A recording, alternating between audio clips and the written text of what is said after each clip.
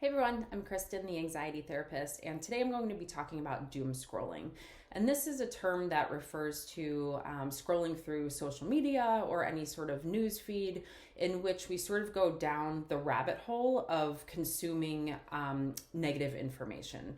And this inevitably elicits a sense of doom or dread or just a general sense of negativity about the state of the world. So it's definitely not a new concept, and especially now, there's no shortage of negative news that we can be exposed to. But beyond knowing that it makes us feel awful, they did a lot of studies on doom strolling during the pandemic and really linked it to both anxiety and depression. And this isn't just in reference to COVID-19 related media, but just any sort of negative news in general. But what the pandemic did with, more people being quarantined or working from home was that it allowed us to increase the amount of time that we spent on our phones. So it made doom scrolling a lot more accessible and just easy to do.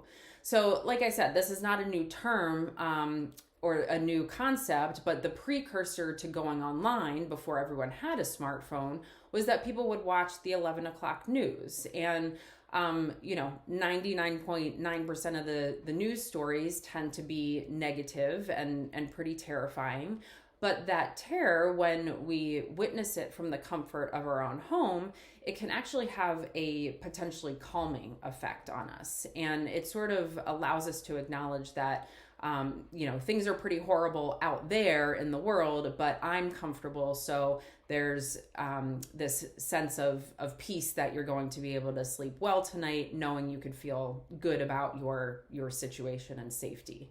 So the problem is with doom scrolling is that that's sort of become the modern day equivalent. But the difference is now that there's not a cutoff time at a certain hour, right? There's this endless supply of news online. And so we can really find ourselves engaging in this kind of compulsive reading of negative news and events. And these headlines are provocative for a reason. And, they draw us in because they elicit fear and a sense of urgency. But we often tend to keep scrolling past the point of collecting information that can actually be valuable and useful to us. So why do we do it? Why do we engage in doom scrolling? There's a feeling of safety in knowledge, especially during difficult times. So whether that's the pandemic or, the recent mass shootings, we feel a sense of safety the more we know.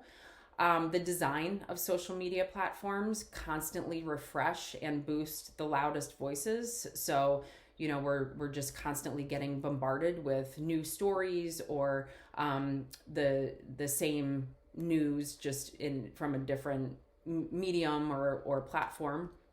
And then there's the human fascination aspect. So just like you're driving on the highway and you see a car accident and everybody slows down to look, there's just a fascination that humans have with these sort of negative events. And the practice of doom scrolling can really be oddly soothing. Pamela Rutledge is the director of a media psychology research center, and she described the compulsive need to try to get answers when we feel afraid of something. And when we have access to information that constitutes a threat, then we're just like naturally and biologically driven to attend to that, right? In order to keep ourselves safe. So it's sort of like this information and strategy gathering approach. And doom scrolling can also mimic gambling behavior because there's this sort of intermittent reinforcement. So we're not only scrolling for bad news, but also anything uplifting. So we sort of get this bump when we see we see maybe like a cute video of a puppy or something interspersed in there. And so that also keeps us hooked because there's the possibility of being exposed to something good or good news.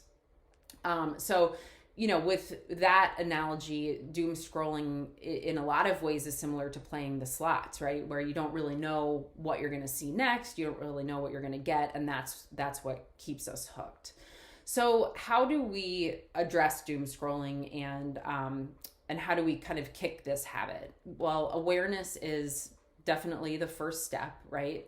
We have to have awareness of our habits in order to stop doing them. So I would recommend to start keeping track of how much time you spend scrolling through social media or through the news, and just start logging that for a week or two, just to give you some information. And then maybe set a timer so that you have sort of this external accountability, so it reminds you that you need to get off your phone at a certain point and put it down and not continue to engage in that sort of compulsory behavior. And also go through your list of friends or followers, or whatever platform you're using, and block people who are not bringing valuable information to your social feed. There's so much misinformation out there that a lot of times we're exposed to things that really just elicit more distressing emotions than anything else. And we really have the opportunity to curate what we're exposed to, not on all platforms, but on most. We do have control over that piece of it. So I would encourage you to take a look at your own social media behavior and doom scrolling, and make those changes, and hopefully you will eventually see a difference in your mood and just how much it affects how you think about the world and other people, and just your outlook on life in general. So again, I'm Kristen, the anxiety therapist. Be sure to subscribe to my YouTube channel, The Anxiety Therapist, and follow me on social media at Cathartic Space Counseling. I put out new content each week, so have a good one, and I'll see you next time.